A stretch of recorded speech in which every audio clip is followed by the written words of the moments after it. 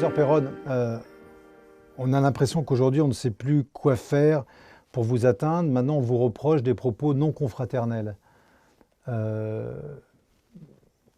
Racontez-nous un petit peu ce qui se passe en ce moment. Et on a l'impression que vraiment que la cabale contre certains médecins qui ont juste voulu soigner et continue, quoi. On ne sait plus comment faire, quoi. Moi, je suis très à l'aise. Si vous regardez depuis le début de l'épidémie, en mars, j'ai jamais changé de discours une seule seconde. J'ai toujours tenu les mêmes discours. Il n'y en a pas beaucoup comme ça.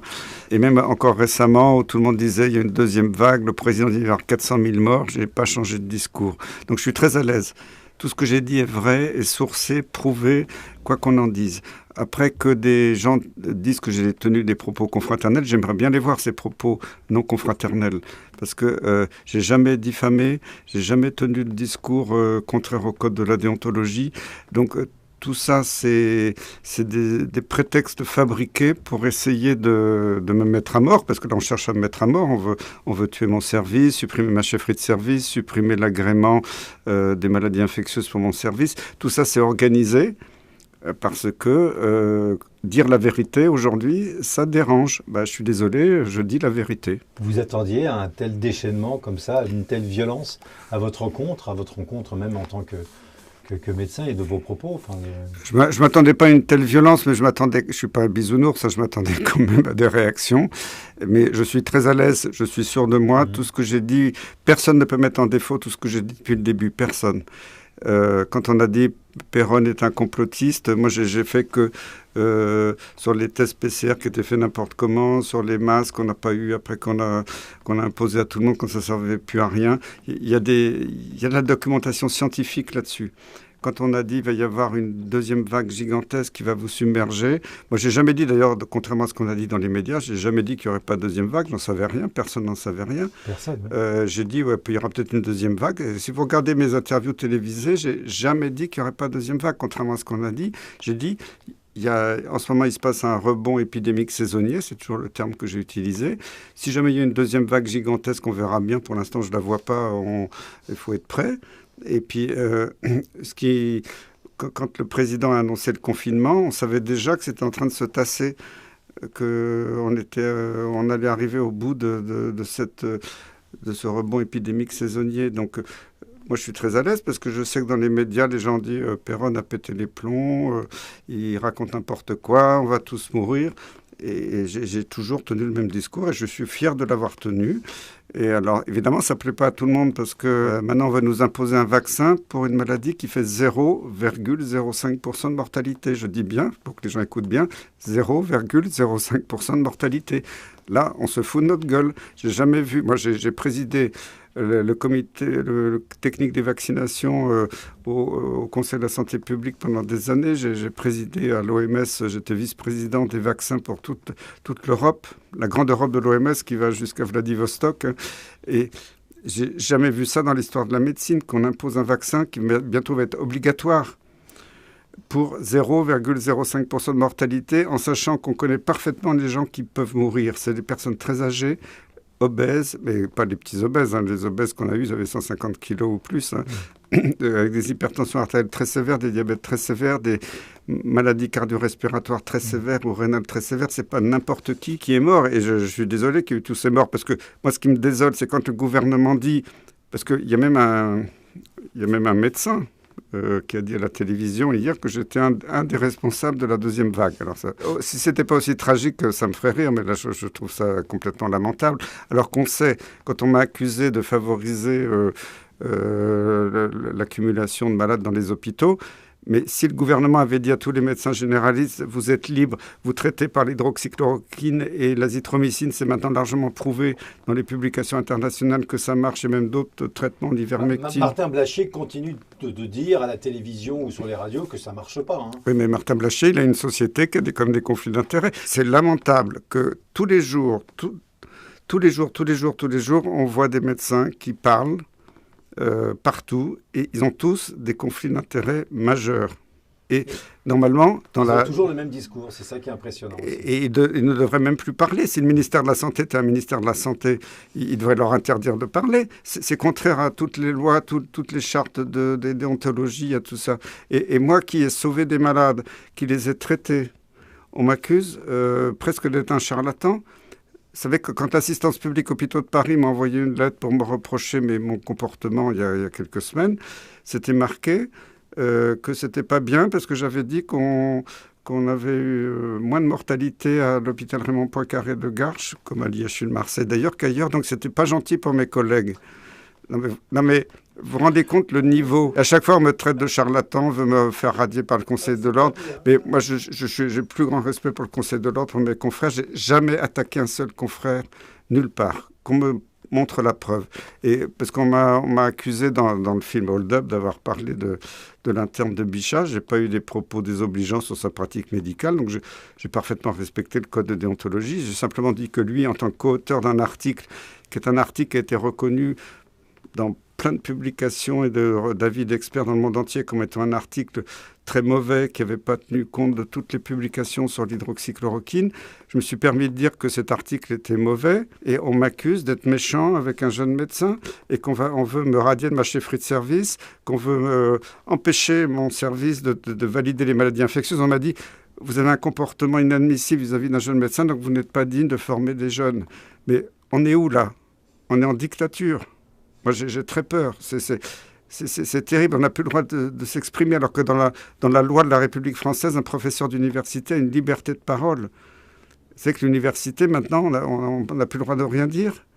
Mais c'est un scandale gigantesque. Racontez-nous comment vous avez été au courant de cette procédure qui vous met de côté ou qui vous empêche, je suis en train de lire, qui vous annonce une procédure de retrait d'agrément de formation dans le cadre du DESS de médecine infectieuse. C'est ce matin, je suis arrivé dans mon bureau, j'ai ouvert l'ordinateur et j'ai vu un mail du professeur Rioux, qui est le doyen principal à Paris pour l'enseignement, qui a dit, voilà, vous avez tenu des propos inadmissibles, donc on va vous supprimer l'agrément. Personne m'en a parlé avant, ils auraient pu peut-être discuter avec moi pour savoir les tenants et aboutissants.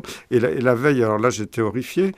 Il y a un médecin, je ne le nommerai pas parce qu'après on va m'accuser de diffamation, c'est lui-même qui a publié sur Twitter, c'est pas moi, alors qu'il est membre de la commission médicale d'établissement, c'est-à-dire la commission de tous les médecins de l'assistance publique hôpitaux de Paris. Ils ont fait une délibération sur moi, ils ont voté en disant que j'étais quelqu'un d'épouvantable, donc ils ont voté à l'unanimité une motion pour dire qu'il fallait me traîner devant le Conseil de l'Ordre. Normalement, ce médecin membre de la CME, la Commission médicale d'établissement de l'assistance publique hôpitaux de Paris, est tenu un devoir de réserve. Moi, quand j'étais membre de commission, je n'allais pas, juste à la fin du vote, mettre sur Twitter que Perron est un charlatan qui va être condamné. Ouais. Mais c'est hallucinant, c'est une faute professionnelle extrêmement grave. Est-ce qu'il y a des moyens de la contrecarrer, cette faute, ou de la punir? De toute façon, moi, je vais attaquer dans ces histoires-là, parce que c'est insupportable. Moi, ce qu'on me reproche, c'est d'avoir traité mes malades, d'avoir dit la vérité, d'avoir dit que l'hydroxychloroquine marchait, que ça avait été interdit parce que, pour des raisons purement politiques, on ne voulait pas sabrer ou supprimer le marché du vaccin. Du remdesivir surtout. Le remdesivir, alors, quand il y a plusieurs mois, parce que c'était évident dès le début que le remdesivir ne marchait pas, c'était toxique. Je sais par une réanimation parisienne, au tout début, avant même qu'il y ait l'essai Discovery, ils avaient utilisé sur une trentaine de cas du remdesivir, ils avaient eu 15 malades en insuffisance rénale aiguë en hémodialyse. Le chef de service avait dit on va publier ça dans le New England Journal of Medicine pour alerter nos collègues. Je n'ai jamais vu la publication. Plus personne n'en a parlé. L'agence du médicament n'a fait aucun signalement. Et après, quand le remdesivir, ça repose sur une étude totalement pipée. Et, Anthony Fauci, au milieu de l'étude, comme il voyait que ça faisait aucun effet sur la mortalité, il a un peu bidouillé, il a changé les critères. Il a dit ah oui, ça marche parce que ça raccourcit un peu l'hospitalisation. Après, on s'aperçoit que ces données ne sont pas très solides. Même dans les gens ont analysé l'étude, il manquait des groupes de patients d'un tableau à l'autre. C'était innommable. Ça a été accepté en urgence par la FDA, qui est l'agence du médicament américaine. Je ne sais plus les délais exacts, mais probablement 15 jours après, c'était accepté en urgence à l'agence du médicament européenne. Et après, Dominique Martin, le directeur de l'agence française du médicament, la NSM, l'a autorisé en urgence. Et à côté de ça, il a interdit l'hydroxychloroquine, où là, il y a plus de 100 publications qui montrent que ça marche et c'est pas cher. Et ça a été refusé. Aujourd'hui, j'ai cru comprendre que le remdesivir avait été officiellement blacklisté par l'OMS. Mais c'est ça qui est dingue, c'est que moi, ça fait des mois que je le dis, il y en a d'autres qui l'ont écrit, il y a des mois en disant le remdesivir, ça ne marche pas, c'est toxique. Bon, on nous a traités de complotistes, je ne sais pas quoi. Ça n'empêche qu'assez récemment, l'Union européenne en a acheté pour 1 milliard, alors que Gilead savait parfaitement que ça ne marchait pas quand ils l'ont vendu. Et ça a été payé, le chèque a été payé. Ça a été payé, donc maintenant ils s'en foutent, on peut le mettre à la poubelle, ils ont été payés. Bon, c'est énorme, c'est un scandale gigantesque. Et puis après, l'OMS dit non, effectivement, ça ne marche pas et c'est toxique. Mais là, on se fout de la gueule du monde. Ce que je ne comprends pas, c'est que tous ces coupables restent impunis. Regardez l'article du Lancet, qui est complètement frauduleux. C'était inventé de toutes pièces, tous les chiffres ont été inventés. C'était publié dans l'un des plus grands journaux mondiaux. Avant, il y avait le New England Journal of Medicine qui a fait aussi une étude frauduleuse, ils l'ont reconnu. C'était reconnu que c'était pipeau, c'était rétracté. Les auteurs sont toujours en liberté, il n'y a aucune attaque en justice contre eux, alors qu'ils sont responsables de la mort de beaucoup de gens dans le monde, parce que les médecins ont arrêté de traiter. Ça déplaît à certains. Et la France aussi a continuer d'interdire les Et oui, et après, quand ils ont officiellement reconnu que c'était bidon et frauduleux et que c'était rétracté, le ministre n'a pas sourcillé, il a continué comme si de rien n'était. Et même, j'ai vu des collègues infectiologues, je ne citerai pas parce que je n'ai pas encore été attaqué dans le Conseil de l'Ordre, mais qui ont dit cet été, après la rétractation du Lancet, oui, mais finalement, dans le Lancet, il y avait quand même des bonnes données, alors qu'on sait que c'était pipé d'un bout à l'autre. Donc là, je dis stop.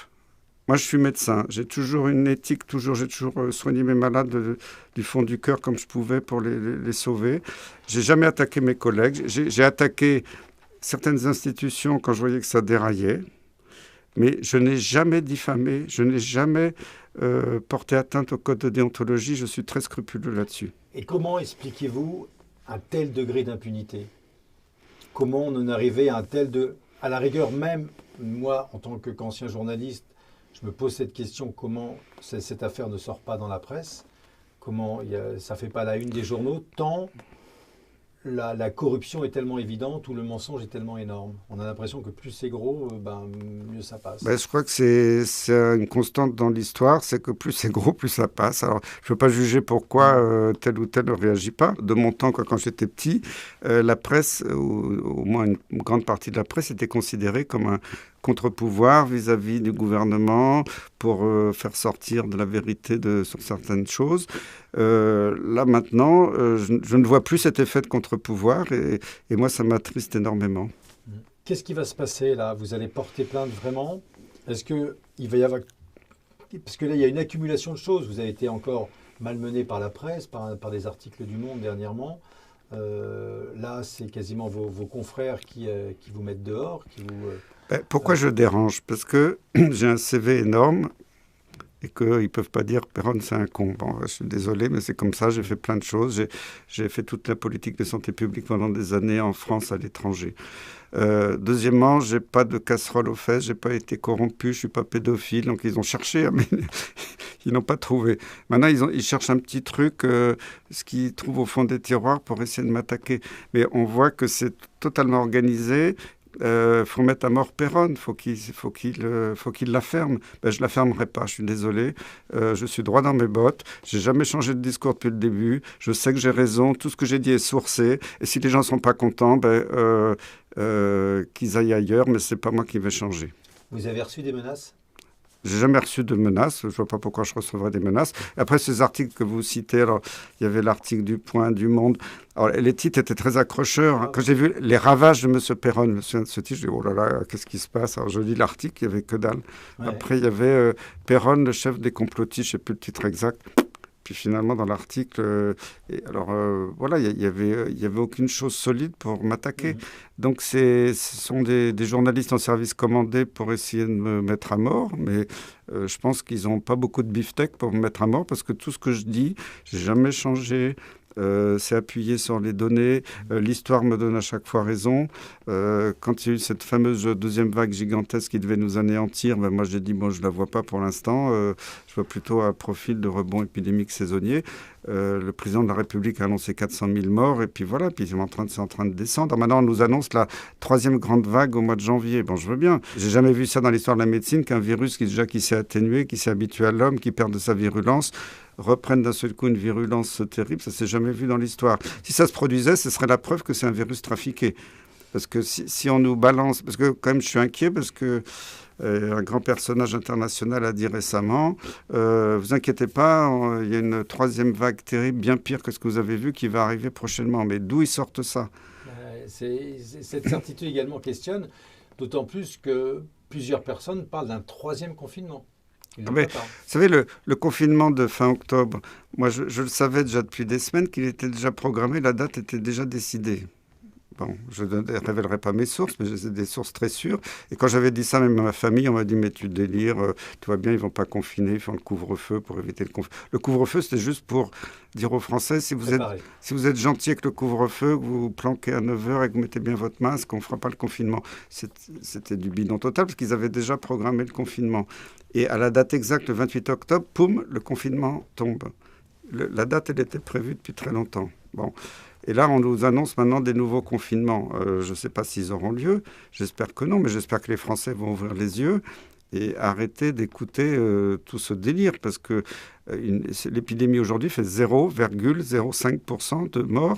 C'est ce qu'on voit tous les ans avec n'importe quel virus respiratoire. On n'a jamais emmerdé les gens depuis des décennies pour ça. Moi, la question que je me pose, c'est pourquoi il y a un tel cover-up sur l'origine de ce virus?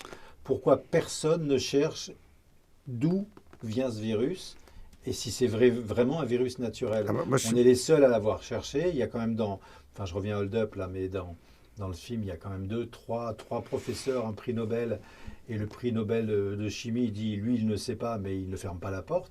Pourquoi, alors que pour avoir questionné en off plusieurs professeurs, plusieurs médecins, tous me disent en off, oui, c'est pas un virus naturel.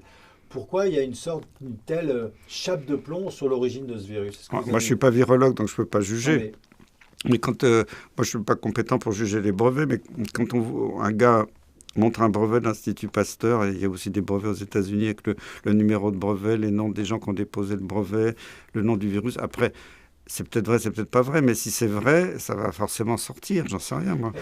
Au moins de s'y intéresser. Pourquoi on ne s'y intéresse pas à l'origine du virus? Moi, c'est ça parce qu'à partir du moment où on a la certitude que ce virus a bien été aménagé par l'homme d'une façon ou d'une autre, eh ben voilà, l'affaire est terminée. De toute façon, la meilleure preuve que ces virus ont été modifiés, je ne dis pas qu'ils ont été modifiés dans une intention de nuire, hein, ça peut être une fuite de laboratoire, bon, ça peut arriver, mais je rappelle, parce que j'ai vu un grand journal qui a sorti récemment, mais c'est n'importe quoi, ces attaques contre Pasteur.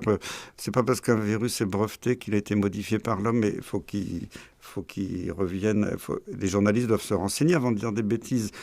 On ne peut pas breveter un virus naturel. C'est pas possible de breveter du persil ou quelque chose qui est naturel. Donc si ça a été breveté, c'est que ça a été modifié. Mais des virus modifiés, il y en a eu plein dans l'histoire, parce que les chercheurs font de la recherche pour les vaccins, pour des tests diagnostiques. Donc c'est pas un crime de modifier un virus en soi. C'est quelque chose de normal. Normal, il faut que ce soit bien encadré. Mais là, je ne comprends pas pourquoi il y a cette omerta d'un seul coup. On ne peut pas ouvrir cette porte. Pourquoi on ne peut pas ouvrir cette hypothèse? Il faut en discuter librement. Il faut que les responsables de l'Institut Pasteur s'expliquent, donnent leur dossier, que ce soit transparent. Moi, je suis ni dans un sens ni dans l'autre. Je ne sais pas si c'est vrai, c'est pas vrai. Je ne suis pas compétent pour juger. Il faut que ça puisse être discuté librement. Si c'est faux, qu'on puisse montrer la démonstration que c'est faux. Si c'est vrai, alors, dire oui, effectivement, on a modifié un virus, il s'est échappé pour telle ou telle raison. Mais ne pas en parler, dire ça n'existe pas, c'est des fake news et c'est du complotisme, c'est nul. Alors, je supporte plus ce mot de complotisme. Vous n'êtes pas le seul. Parce que quand on dérange et qu'on va un peu contre l'idée générale soutenue par les autorités et qui n'ont aucun argument à vous opposer, parce que les gens qui me traitent de complotiste, ils vont regarder, ils n'ont jamais opposé un argument solide. Ils ont dit, Perron, regardez, c'est un idiot. Bon, ils ont qu'à regarder mon CV. Perron raconte n'importe quoi. C'est pas... Tout ce que je dis dans mon livre, d'ailleurs, je n'ai jamais eu une attaque en justice sur mon livre, tout ce que je dis est sourcé. Parce qu'il y a quand même des gens qui ont sorti que mon livre est un fatras de fake news, que c'était n'importe quoi, que c'était du complotisme. Tout ce que je dis, et d'ailleurs, souvent, c'est pas moi qui dis, j'ai fait parler les gens des autorités, des collègues qui, à 15 jours d'intervalle, disent tout et son contraire. C'est pas moi qui dis, c'est eux. Donc, je vois pas en quoi j'ai diffamé quoi que ce soit.